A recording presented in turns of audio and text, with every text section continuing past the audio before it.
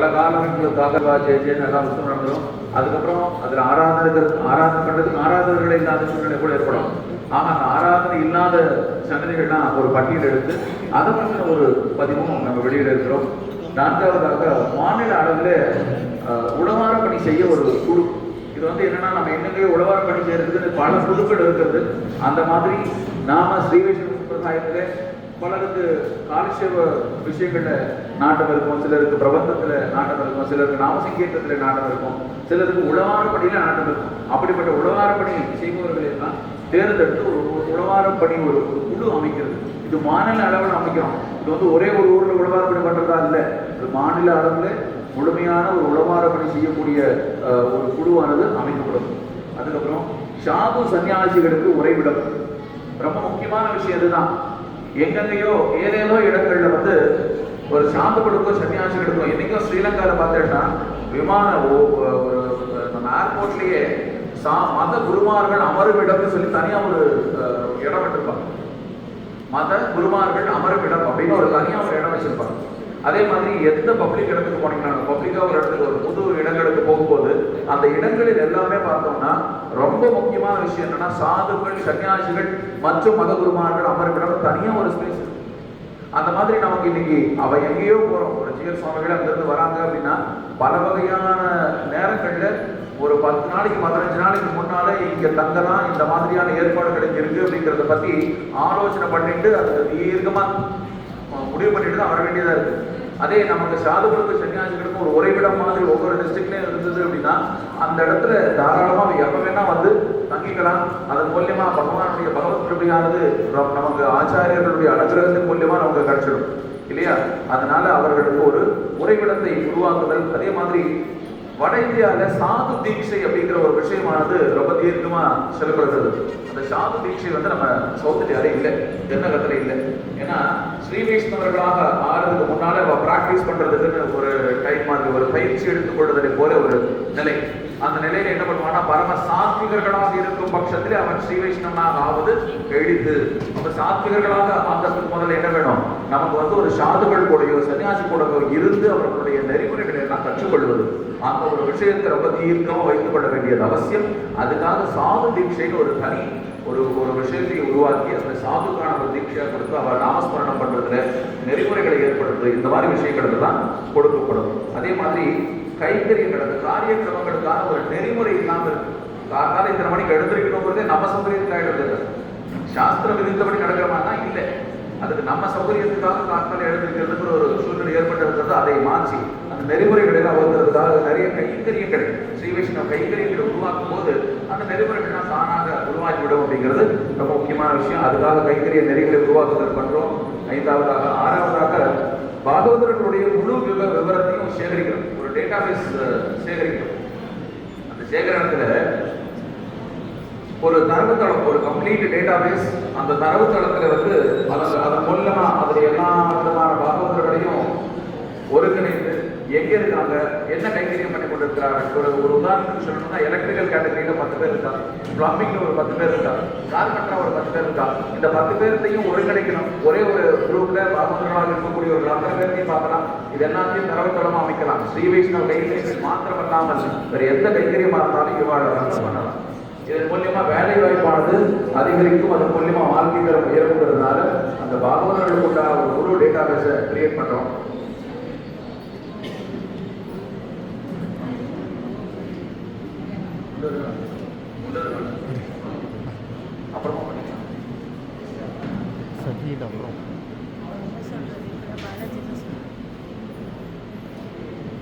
ஸ்ரீ வைஷ்ணவ தொழிலதிபர்களை எல்லாம் ஒருங்கிணைந்து ஸ்ரீ வைஷ்ணவர்களுடைய வாழ்வியல் நிலையை உயர்த்தணும்.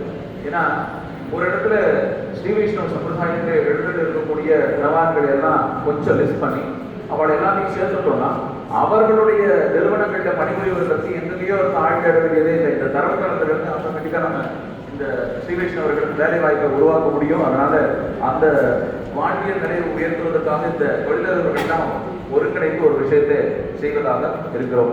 அடுத்ததாக தன்னம்பிக்கை ஊட்டுதல் போன்ற காரியங்களிலும் நிகழ்ச்சிகளிலும் ஸ்ரீ வைஷ்ணவர்களை தான் ஈடுபடுத்தி முதல்ல சதனியில எங்காவது ஒரு இடத்துல உட்காந்து ஒரு 2 பாசனம் பாடு, நன்னா பாசனம் தெரியும், பாசனை சொல்லுன்னு அகப்பட்டுலாம். வாசனை சொல்லு, ஸ்லோகம் சொல்லு, ஒரு 2 சேவாகாலத்துக்கு ஒருத்தர் இல்லை, ஒரு வாசனை சொல்லுன்னா வெக்கப்படும். ஒருத்தர் சொல்ல மாட்டான், கண்ணை மூடிப்பான், மேலே யாரையும் பார்க்க மாட்டான், தெரிஞ்சது கீழே கொஞ்சம் செய்வான். இதெல்லாம் இருக்கு. இதெல்லாத்தையும் களைவதற்காக, பயம் களைவதே ஒரு அதிகாரத்தை உருவாக்கணும் போல இருக்கு. அதனால் அதுக்காக தன்னம்பிக்கை ஊட்டுதல் சம்பந்தமாக நிறைய ஆச்சாரிய பெருமக்கள் எல்லாம் கூடி இருந்து அந்த ஒரு விழிப்புணர்வை ஏற்படுத்தி அவங்களுக்கு தன்னம்பிக்கை ஊட்டுவது சம்பந்தமான விஷயங்களை ஏற்படுத்துது.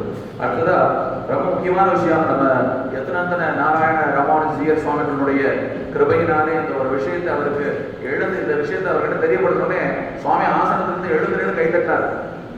இது எதுக்காக அவ்வளவு சந்தோஷப்பட்டாருங்கிறத விட, இந்த விஷயத்துக்காக ஒரு யதியானவன் எழுந்து நின்று கை கட்டுறாங்க அப்படின்னா அதுக்கான காரணம் என்னன்னு புரிஞ்சுக்கணும். எபெருமானார் காலத்துல இதுதான் இருந்தது. இன்னைக்கும் சுவாமியர் ஆசைப்படுறது ரொம்ப அற்புதமான விஷயம். மாவட்டத்தோறும் ஒரு அன்னசத்திரம் நிறுவுதல், மாவட்டத்தோறும் ஒரு அன்னசத்திரம் நிறுவுதல் 24 மணி நேரத்திலே அந்த பிரசாதம் கிடைக்கிறது வழிபட்டது.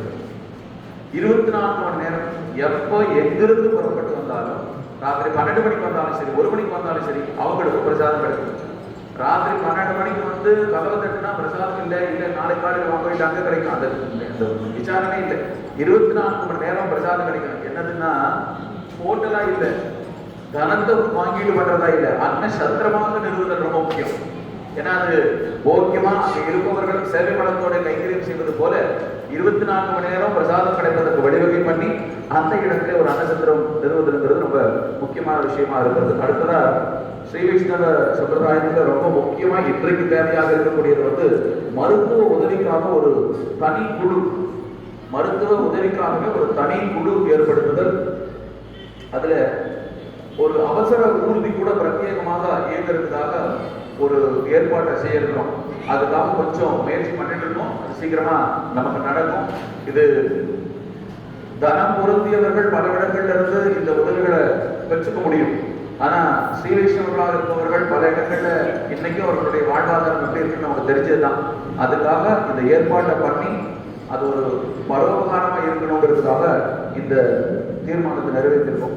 அடுத்ததான் அனைத்து வகையான தொழில் மற்றும் வியாபார நிறுவனங்களையும் இணைக்கணும். இது வந்து ஸ்ரீ வைஷ்ணவ சம்பிரதாயத்தில் இருக்கிறவாலும் சரி, வெளியிருக்கிறவாலும் சரி, இதெல்லாம் இணைத்து ஒரு B2B சொல்லுவா, அதாவது பிசினஸ் டு பிசினஸ் சொல்லுவா, இல்லை பிசினஸ் டு கஸ்டமர் சொல்லுவா, B2B ஆர் B2C, அந்த மாதிரி ஒரு தரவுத்தளத்தை அமைத்து அந்த அந்த ஒத்த கருத்துடைய, அதாவது ஒத்த தொழிலுடைய தரவுத்தளங்களை எல்லாம் மேம்படுத்தி அதன் மூலியமாக ஸ்ரீ வைஷ்ணவ சமுதாயங்களுக்கு விலைவாசி தரத்தினுடைய தாக்கம். இது ரொம்ப முக்கியமான விஷயம். என்னன்னா நம்ம இதெல்லாம் பண்ணிட்டோம்னா இது ஆன்லைன்ல நமக்கு எல்லாமே கிடைக்கிறது. அதே கிடைக்கிற விஷயம் ஸ்ரீ வைஷ்ணவனுடைய ப்ராடக்ட் வந்து ஆன்லைன்ல கிடைக்கிறது. இப்போ வந்துட்டு இல்லைன்னு சொல்லல, ஆனா அவர்களுக்கும் இந்த மாதிரியான விஷயங்கள்லாம் கிடைக்கப்படணுங்கிறதுக்காக இந்த மாதிரி ஒரு தாக்கத்தை குறைக்கவும் வேலைவாய்ப்பை ஏற்படுத்தவும் இந்த மாதிரியான ஒரு தரவுத்தளம் அமைக்க முயற்சி செய்கிறோம். அடுத்தது ஒவ்வொரு ஊரிலும் குறைந்த 1 மணி நேரமாவது ஒரு நாளைக்கு அந்த ஊரில் இருக்கக்கூடிய ஸ்ரீ வைஷ்ணவர்கள் எல்லாம் கூட அந்த ஒரு நாம சங்கீர்த்தனம் பண்றதுக்கும் ஒரு தயார் பண்ணணும். ஒரு நாளைக்கு 1 மணி நேரமாவது ஏதோ அவகாசம் கிடைக்கிற காலத்துல ஒரு பொது இடங்கள்ல கூடி ஒரு நாம சங்கீர்த்தனமோ அல்லது சத்விஷயங்களோ ஏதாவது ஒரு விஷயத்தை பத்தி பேசுறதுக்கு ஒரு ஏற்பாடு. அதே மாதிரி விசேஷ நாட்கள் மற்றும் மார்கழி 30 நாட்கள்லையும் சத்தியாராதனை செய்வதற்காக ஒரு ஏற்பாடு செய்ய வேண்டும். ஏன்னா மார்கழி மாசம்னா சொல்ல வேண்டியதில்லை, காலங்காலமா சத்தியாராதனை நடக்கிறது, காலங்காலமா பஜனை நடந்துருக்கு. ஆனா எம்பெருமான லோகத்துக்கு ஜெகதாச்சாரியனாக இருந்து இன்னைக்கு வரைக்கும் 1000 ஆண்டுகள் கடந்து ஒரு ஜெகதாச்சாரியன் இன்னைக்கு வரைக்கும் நமக்கு முன்னாடி நின்றுட்டு இருக்கார். ஸ்ரீ வைஷ்ணவத்துல ராமானுஜ தாசன் ஒருத்தரை சொல்லிக்கிறோமே, அந்த ராமானுஜனுடைய மாச திருநட்சத்திரத்தை திருவாதிரை நட்சத்திரத்தை கொண்டாடுறதுக்காக அந்த நாள் அன்னைக்கு எங்கேயாவது ஒரு சன்னதியில சத்தியாராதனை பண்றதுக்கோ விசேஷமான நாம சங்கீர்த்தனம் பண்றதுக்கோ அதுக்கான ஆவண செய்தல் அடுத்ததான தீர்மானம். அடுத்ததா அடிப்படை தேவைகளை பூர்த்தி செய்யும் அளவிற்கு தனதானியங்கள் சேகரித்து ஆதரவற்ற ஸ்ரீ வைஷ்ணவர்களுக்கான காப்பகம். கொஞ்சம் வருத்தம் தான் சொல்றது, ஆனா சொல்லித்தான் இந்த சொல்லுவாங்க, சொன்னால் விரோதத்துக்கு ஆகியோர் சொல்லுவோம். நான் அந்த மாதிரி பல இன்னைக்கு இருக்கக்கூடிய சூழ்நிலையில பல இளைஞர்கள் வேலைவாய்ப்பு தேடியோ ஏதாவது காரணங்கள்னாலேயோ ஸ்ரீ வைஷ்ணவர்களாக இருப்பவர்கள் மாத்திரமல்ல, மற்ற நிறைய இடங்கள்ல பெரியவர்களை தனியாக விட்டு போயிடுறாங்க. அவளை பார்த்துக்கிறது இல்லை. ஏதோ ஒரு கால சூழ்நிலைனால அவங்களும் வேற எங்கே இருக்க வேண்டியதா இருக்கு, இவர்களாலையும் வேற எங்கேயும் மாறி போறதுக்கு சூழ்நிலை இருக்கிறது இல்லை. அந்த மாதிரியான நிலை இருப்பவர்கள் எல்லாம் பார்த்து கூடவே இருந்து ரட்சிக்கிறதுக்காக மாவட்டத்தோறும் ஒரு காப்பகம், மாவட்டத்தோறும் இது சாதாரண இல்லை, மாவட்டத்தோறும் ஒரு காப்பகத்தை ஏற்படுத்தி அதன் மூலியமா நிறைய ஸ்ரீ வைஷ்ணவர்களுடைய பாதுகாப்பு வந்து உறுதி பண்றோம். இது ஒரு தொந்தரவும் இல்லை, இவ இருக்கா, நமக்கு ரட்சிக்கிறதுக்கு இவ இருக்காங்கிற தைரியத்தை நான் ஏற்படுத்தணும். அதுக்காக அந்த தீர்மானத்தை ஏற்படுத்தி இருக்கிறோம். ஒவ்வொரு மாதமும் கோலாகல நாம சங்கீர்த்தன வைபவம் 24 மணி நேரம் தொடர்ந்து அகண்ட பஜனை. நம்ம சொல்ற மாதிரி ஏதோ சொல்றோம், 24 மணி நேரம் ஒரு ஒரு தொடர்ந்த நாம சங்கீர்த்தனை இருந்தானா அது டிரான்ஸ் மாதிரி ஆகும். அது எப்படி இருக்குன்னா ஒரு தொடர்ந்த ஆழ்ந்த தியான நிலைக்கு போன மாதிரி ஆயிடும். 24 மணி நேரத்துல பகவத் நாமத்தை தவிர வேற எதையுமே சிந்தனையில கேட்க வருதில்லை. போயப்படியும் புகுதருவான் நிகழ்வான ஆண்டாள் சொன்னான். அந்த ஒரு நாள்ல போயப்படியும் புகுதருவான் நிகழ்வான ஆயிடும். எல்லாம் தீயிலும் தூஷாகும் என்னும்படியாக ஆயிடும். அவ்வளவு தூரம் சிரேஷ்டமான விஷயம் இந்த நாம சங்கீர்த்தனம். ஏற்கனவே சொன்ன கலியுக நாம சங்கீர்த்தனத்தில் தான் கலியுகமானது ஒரு உயர்ந்த நிலைக்கு செல்லும் என்னவா போல. அதனால தலைநகரில் 24 மணி நேரம் நாம சங்கீர்த்தன வைபவத்தை ஏற்படுத்துவதற்கு முயற்சி. அடுத்ததாக ரொம்ப முக்கியமான விஷயம் தான், புதிதாக கோயில் கட்டுவது எல்லாம் விடுத்து ஏற்கனவே உள்ள கோயில்களை சிறந்த முறையிலே பராமரிக்க ஆவணம் செய்ய வேண்டும். ஏன்னா இது ஆண்டாளுக்கு நிறைய ஒரு டீம் ஃபார்ம் பண்ணிடுறார். ஒரு கோயில் கட்டுறேன்னு நிறைய திரவியங்களை எல்லாம் அங்கிருந்து கொண்டு வரோம், சேர்க்கிறோம், சமர்ப்பிக்கிறோம், எல்லா வேலையும் பண்றோம். பண்ணி முடிச்சதுக்கு அப்புறமா பார்த்தோம்னா அந்த சன்னதியை நிர்மாணம் பண்ணுவதில் ஒன்றும் பிரயோஜனமே இருக்கிறது இல்லை. ஏன்னா மண்டலாபிஷேகத்துக்கு அப்புறம் ஒருத்தரம் வருதில்லை. இதுக்கு ஏற்கனவே அந்த ஊரில் இருக்கிற பழமையான சன்னதியை தேர்ந்தெடுத்து அந்த சன்னதியை உடமாறு பண்ணி நல்ல உடலந்தகரணம்லாம் பண்ணி வச்சுட்டு அதுக்கப்புறம் அந்த சன்னதியிலே நல்ல திருவாராதனை நடக்கிறது நம்ம முயற்சி பண்ண வேண்டும். அது ரொம்ப முக்கியமான விஷயமாக 16வது தீர்மானமாக சொல்லப்படுகிறது. அடுத்ததாக 17வது பெருமாள் உற்சவங்கள். ரொம்ப முக்கியமா ஆழ்வார் ஆச்சாரியர்களுடைய உற்சவங்களை எல்லாம் மிகச்சிறப்பாக நடத்த ஏற்பாடு செய்ய வேண்டும். கிருஷ்ண ஜெயந்தி 1000 பேர் கொண்டாடுறாங்க, ராமநவமி 1000 பேர் கொண்டாடுறாங்க, முதலியான நட்சத்திரம் பூரத்தாளன் நட்சத்திரம் எத்தனை பேர் கொண்டாடுறாங்கன்னா அப்படியா அப்படின்னு ஆலோசனை பண்ணுறோம். ஏன்னா நம்ம உபதேச ரத்னமாலையிலே மணவாள மாமனிகள் ரொம்ப சிரேஷ்டமாக சொல்லப்படுகிற விஷயம் என்னன்னு பார்த்தோமானால் ஆழ்வார்களேற்றம் அருள் செயலேற்றம்.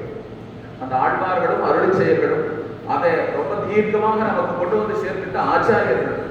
அவர்களுடைய அருள் செயல்களை மாத்திரம் பன்னாட்டு பாடுறோம், கூடவே என்ன பண்ணிடுறோம், அவர் எத்தனை நட்சத்திரத்துக்கு மறந்து போயிடும். உபதேச ரத்னமாலையை பாராயணமாக செய்வதில் இருக்கக்கூடிய வைராக்கியம் அந்த உபதேச ரத்னமாலையிலே சொல்லப்பட்டு இருக்கக்கூடிய நட்சத்திரங்களுக்கு அந்த உற்சவத்தை நடத்துவதில் இருப்பதில்லை. அதுக்காக என்ன பண்றோம், ஆழ்வார் ஆச்சாரியர்களுடைய உற்சவங்கள் எல்லாம் தவறாக நடைபெறுவதற்காக ஒரு தீர்மானம். அடுத்ததா ஆழ்வார் ஆச்சாரியர்கள் திருமேனி இல்லாத சன்னதிகள்ல குறைந்தபட்சம் ஜெயாக்கிய சங்கீதத்தில் ரொம்ப அற்புதமா சொல்லப்பட்டிருக்கிறது. என்ன சொல்லியிருக்குதுன்னா, ஆழ்வார் ஆச்சாரியர்கள் திருமேனிகளோ ஆராதனைகளோ இல்லாத சன்னதிகள்ல தீர்த்த சட்டாரி கூட வாங்கிட்டதில்லை பெரியவா அப்படின்னு சொல்லப்படுது. இதை ஜெயாக்கிய சங்கீதத்தில் ரொம்ப அற்புதமா சொல்லப்படுது. ஆக ஆழ்வார் ஆச்சாரியர்கள் திருமேனி பிரதிஷ்டை இல்லாத சன்னதிகள்ல குறைந்தபட்சம் நம்மாழ்வார், எம்பெருமானார், மணவாள மாமனிகள், ஆண்டாள் இந்த சித்திர ரூபத்திலேயோ அல்லது திருமேனியாகவோ அல்லது உற்சவராகவோ எப்படியாவது பிரதிஷ்டை செய்ய, அதே மாதிரி அந்த இடத்துல பிரதிஷ்டை பண்ணிட்டு அவருடைய ஸ்ரீசுக்திகளை எல்லாம் பரப்புவதற்காக அங்கே ஒரு ஏற்பாடு செய்ய வேண்டும். இது ஒரு தீர்மானம். அடுத்ததா வருடத்துக்கு 365 நாட்களும் தினமும் 1 மணி நேரமாவது சத்சங்கம்.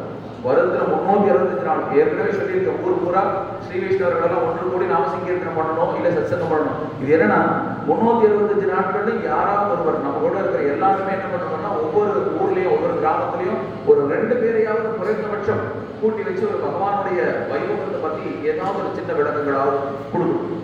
இது சத்சங்கம் நிறைய நடந்துட்டு இருந்தது அப்படின்னா வேற எந்த பிரச்சனையும் உள்ள வராது. அதுதான் ரொம்ப முக்கியம். அதுக்காக அடுத்தது மேற்கத்திய நாகரிகம் கலாச்சாரம் என்கிற வகையிலே சனாதன தர்மம் அழிக்கப்படாமல் காத்து ரட்சணை பண்ணணும். அதுக்காக ஏற்கனவே நிறைய அமைப்புகள் இருக்கு.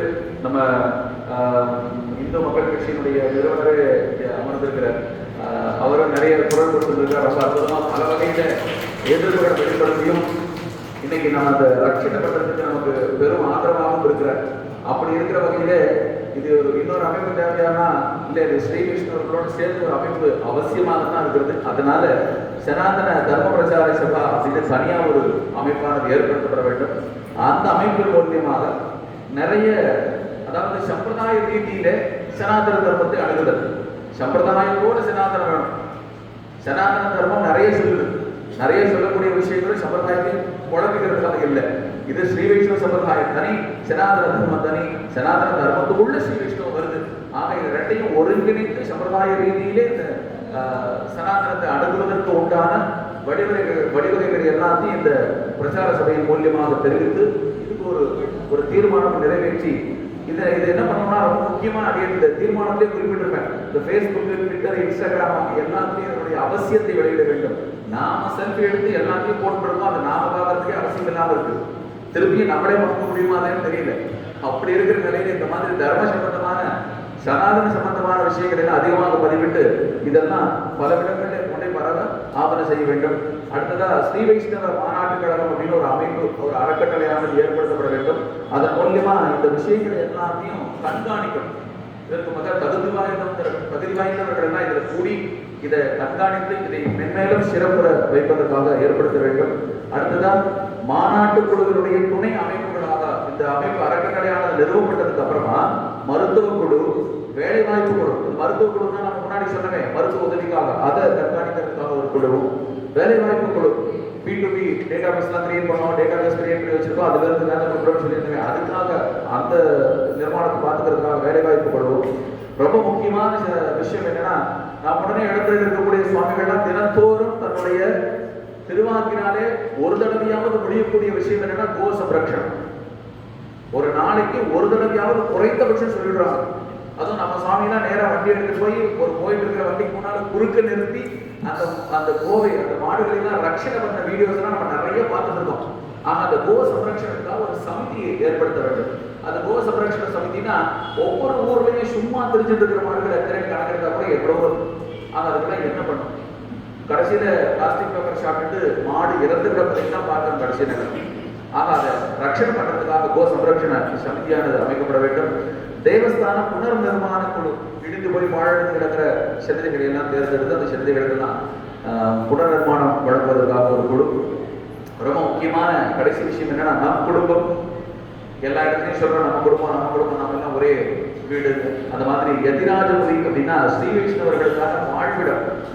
எங்கெங்கையோ ஏதேதோ இடத்துல ஏற்படுத்துறதுக்கு இல்லாம ஸ்ரீ வைஷ்ணவர்களுக்கான வாழ்விடத்தை ஏற்படுத்துவதற்கு ஒரு அமைப்பு, இதெல்லாம் ஏற்படுத்துவதற்காக ஒரு தீர்மானம் நிறைவேற்றப்பட்டிருக்கிறது. அடுத்ததா தனிய வங்கி கணக்கு தொடங்கப்பட்டு ஆவணம் செய்யறது, அது தணிக்கை, இதெல்லாம் ஏற்படுத்துறதுக்கு அப்புறமா ஒரு தனிய வங்கி கணக்கு ஏற்படுத்தப்படும். தணிக்கை செய்து அந்த அறிக்கைகள் எல்லாம் வெள்ளை அறிக்கையாக வெளியிடப்படும். எங்க என்ன செலவு பண்ணியிருக்கோம், எங்க இருந்து கிடைச்சது, எது மூலியமா கிடைச்சது, எப்படி பண்ணியிருக்கோங்கிறத பத்தின விழாவரியான அறிக்கை.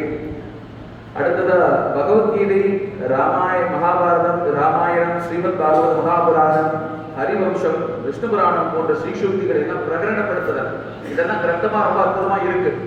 இதற்கு நிறைய ஆசிரியர்கள்லாம் ரொம்ப சம்பிரதாய பிரவக்தாலாம் நிறைய பேர் என்ன பண்ணியிருக்கார், உரைகள் எல்லாம் எழுதியிருக்கிறார்கள். ஆனா சாஸ்திரியமான உரையாக இருக்கிறதாங்கிறதா கேள்வி. உரை எல்லாரும் எழுதலாம், உரை எழுதாம யாரும் இல்லை, எல்லாரும் உரை எழுதலாம். ஆனா அது சாஸ்திரியமா இருக்கா? 6000 படி, 12000 படி, 9000 படி எக்கச்சக்கமா படிப்படியாக வியாக்கியானங்கள் பிராமணிக கிரந்தமாக நம் ஆச்சாரியர்கள் எல்லாம் நமக்கு விட்டு போயிருக்கிறார்கள். அதன்படி அந்த உரை இருக்கிறாங்கதான் கேள்வி.